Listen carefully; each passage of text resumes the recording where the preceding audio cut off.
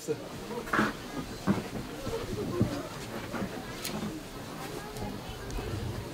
Was ist das nur für ein Gedränge?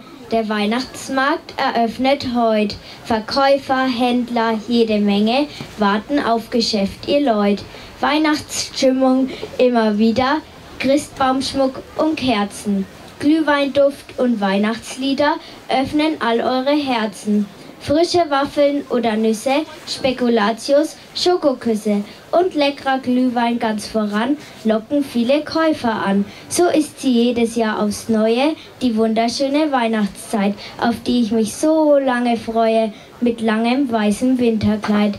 Weihnachtsmarkt ist aufgebaut, schöne Buden, wo man schaut. Lichter zart mit warmem Schein dringen in die Herzen ein. Atmosphäre, die man kennt, stiller Zauber im Advent.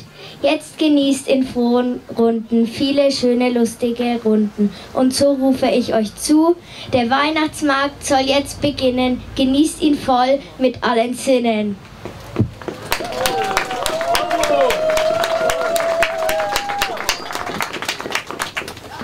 Jawohl, das war die Lea Siegert aus Gedersdorf hat uns das vorgetragen. Ich muss sagen, wunderschön hast du das gemacht.